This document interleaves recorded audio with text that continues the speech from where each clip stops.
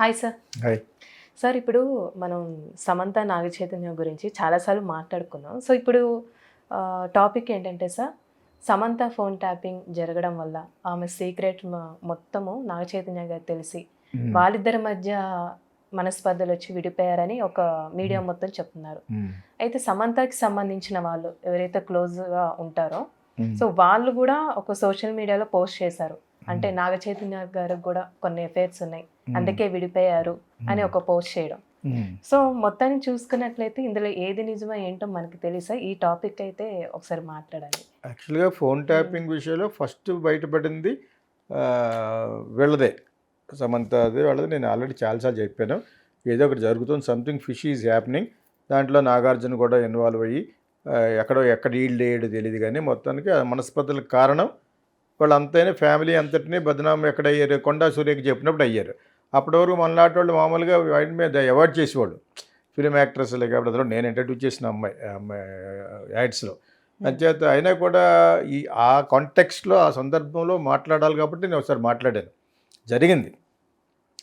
ఇంకొక అమ్మాయి ఉంది కదా, ఎవరు డ్రగ్స్లో కూడా ఉంటుంది, కేటీఆర్ కూడా ఇలా, అది మెయిన్ అమ్మాయి, పేరు మర్చిపోయిన ఎవరు, ఇంకొక హీరోయిన్ ఉంది అమ్మాయి, తను మెయిన్గా అందరికీ బహిర్గతం అయిపోయింది. డ్రగ్స్ అంటే అమ్మటం కాదు, అమ్మాయి ఏదో వాడడమో ఏదో మొత్తానికి అయ్యింది. దాని తర్వాత సమంత ఎందుకు పట్టుకొచ్చింటే she is more popular than that girl. కాబట్టి సమంతకు ఆల్రెడీ మ్యారేజ్ అయిపోయింది కాబట్టి, ఒక ప్రామినెంట్ స్టార్ కొడుకు అయ్యాడు కాబట్టి మీరు ఈ క్వశ్చన్ వేసారు. యాక్చువల్గా ఆల్రెడీ ఇది వేస్తారు, ఎవరి వల్ల ఎవరికి ఎక్కువ డ్యామేజ్ అయింది అనేది. ఎఫ్ఐఆర్లు ఎవరికైనా ఉంటాయి. ఎఫ్ఐఆర్ ఉంది, ఒక తను యాక్ట్ చేసి హీరో ఉంది మహాడ్డా, తను యాక్ట్ చేసి హీరోతో డైరెక్టర్తో అమ్మాయి కూడా మాట్లాడదు కదా. ఆ ట్యాపింగ్లో అందులో పెద్ద ఏం తెలియదు. ఏమన్నా రొమాంటిక్గా మాట్లాడే డైరెక్టర్ ఉన్నా, రొమాంటిక్గా మాట్లాడే హీరో ఉన్నా మాట్లాడతారు. అవన్నీ బయటకు పెట్టేస్తాం, అంచేత నువ్వు ఇక్కడ రావాలి అని ఏదో అన్నారని నేను మీడియాలో చదువుకున్నాను. యాక్చువల్గాను ఫోన్ ట్యాపింగ్ వెనకాల ఉన్న అల్టీరియర్ మోటివ్స్, క్రూయల్ ఇంటెన్షన్స్ అంటారు కదా, ఆ క్రూయల్ ఇంటెన్షన్స్ ఏంటనేది కరెక్ట్గా చెప్పలేం. కానీ ఫోన్ ట్యాపింగ్ జరిగిందని ఇప్పుడు మళ్ళీ చెప్తున్నారు కదా, చేయించారు, ఆ హీరోయిన్లు కూడా వాడుకున్నాడు అక్కడెక్కడికి తీసుకెళ్ళి అని చెప్పేసి మొత్తం ఆల్రెడీ అయిపోయింది. ఇది పాత స్టోరీ, మళ్ళీ వెతుకుతాం. దీనికి పాత స్టోరీలో ఉన్న మెయిన్ పాయింట్ ఏంటంటే, ఒక మినిస్టర్ హోదాలో ఉన్న కొండా సూర్యకి కూడా చెప్పడం వల్ల కోర్టుకు కూడా వెళ్ళి ఫ్యామిలీ అంతా కూడా కోర్టుకు వెళ్ళారు. సంథింగ్ హ్యాపెండ్ యాక్చువల్గాను. కుచ్చు హోతాహాయ్ అంటారు కదా, ఆ విధంగా సంథింగ్ హ్యాపెండ్. లేకుండా నిప్పు లేకుండా పొగరాదు. యాక్చువల్గాను వాళ్ళిద్దరు విడిపోవడానికి కారణం కూడా ఇది అయ్యి ఉండొచ్చు కానీ అంటారు. అది ఎవరి మీద పొరపాటు అని మీరు అంటున్నారు. సమంతకు కావాల్సిన వాళ్ళు వచ్చి సమంత తరపున నాగచైతన్య ఎఫ్ఐఆర్లు తెలిసినాయి అని, ఇతని తరపు వాళ్ళు వచ్చి ఎంఐ ఎఫ్ఐఆర్స్ తెలిసినాయి అని, వాళ్ళకి తెలిసిన విషయాలు వీళ్ళకెళ్ళి తెలుసు. ఎవరైతే ట్యాప్ చేశారో వాళ్ళు ఏవైతే నిర్ధారణకు వచ్చారో వీళ్ళని బ్లాక్మెయిల్ చేయడానికి వాళ్ళు చేశారు. వాళ్ళకి ఏమి అర్థం వచ్చిందని వీళ్ళిద్దరికి తెలియదు కదా. యాక్చువల్గా క్వశ్చన్ తప్పది. వాళ్ళు అలా అనుకున్నారంటే ఎలాగ అనుకుంటారు? కేటీఆర్కి కానీ ఇటు సైడ్ గ్రూప్కి ఏ ఫోన్ ట్యాప్ చేస్తే ఏం వచ్చిందంటే తెలియదు కదా మనకి. నీకు తెలియదు, నాకు తెలియదు, ఎవరికి తెలియదు. It's an hypothetical kind of question and answer also. ఎక్కడేంటంటే మనం ఊహించుకుంటున్నాం, వీఆర్ ఇమాజినింగ్ థింగ్స్.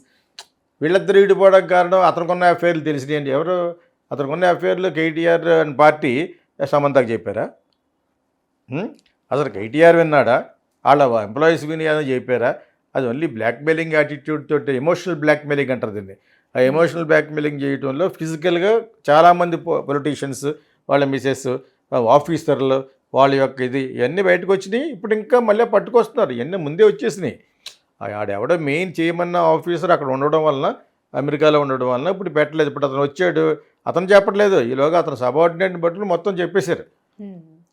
కంటెంట్కి కూడా చెప్తే జనాలు ఎక్కడికో పోతారు, కంటెంట్గా చెప్పగలిగితే. ఎవరితోటి ఏ విధంగా వీళ్ళు అవసరమైతే అది కూడా రిలీజ్ చేస్తారు.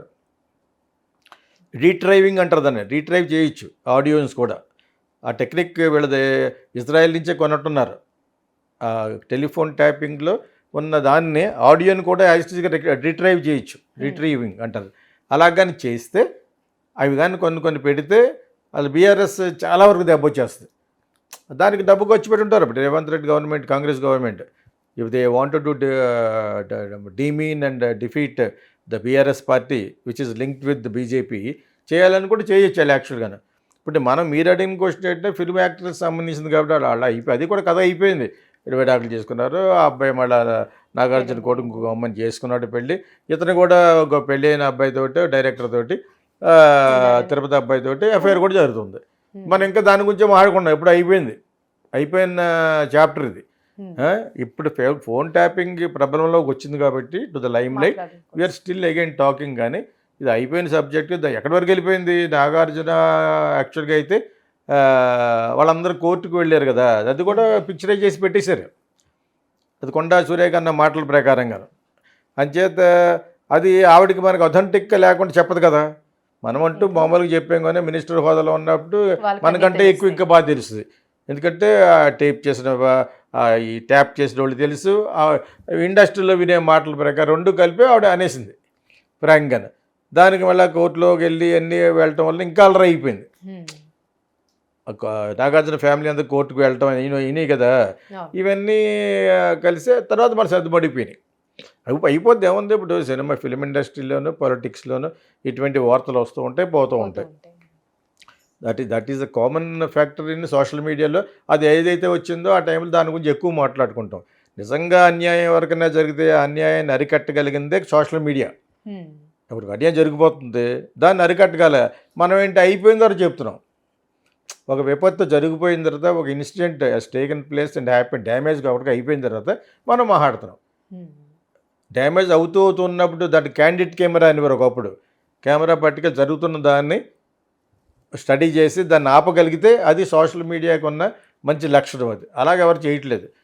అయిపోయిన తర్వాత ఒక అమ్మాయి చచ్చిపోయిన తర్వాత, ఒక అమ్మాయి సూసైడ్ చేసుకున్న తర్వాత, అంతా అయిపోయిన తర్వాత ఇది ఇలా జరిగింది అని చెప్తున్నారు. యాక్చువల్గా వాట్ ఈజ్ యూజ్? అది విని ఆనందించే శాడిస్టులు ఉంటారు, అది చూసి ఆనందించే శాడిస్టులు ఉంటారు. అంతకు తప్పితే ఇది ఇలా జరుగుతున్నప్పుడు ఎవడు చేయడు. జరుగుతున్నప్పుడు నిజంగా కొంతమంది మీడియాకి తెలిసినప్పుడు దాన్ని అరికట్టగలిగితేనే సోషల్ మీడియా ఒక పర్పస్ సర్వ్ అవుద్ది. యాక్చువల్గా నా ఉద్దేశం, ఇది నా పర్సనల్ ఉద్దేశం. యాక్చువల్గా అది కనిపెట్టాలంటే చాలా ఛానల్లో క్యాండిడ్ కెమెరా పట్టుకొని తిరగాలి. ఇక్కడ కెమెరాలు పట్టుకొని తిరిగితే అర్థం అవుద్ది. అవి ఎవరు అంత స్తోమతగా ఎవరు చేయగలరు? ఎలక్ట్రానిక్ మీడియాలో ఉన్న వాళ్ళకి సోషల్ మీడియా కూడా ఉంది, వాళ్ళకి యూట్యూబ్లో కూడా ఛానల్స్ ఉన్నాయి, వాళ్ళు చేయగలరు. అది కొంచెం ఖర్చుతో కూడుకొని పని. అది ఒకప్పుడు టీవీనే చేసేదే, ఇలాగ ఇన్వెస్టిగేటివ్ జర్నలిజం చేసేవారు. అలా కానీ చేస్తే అది మనకి ఉపయోగపడుతుంది. మనం ఒక డ్యామేజ్ అయిపోయిన తర్వాత చెప్తున్నాం.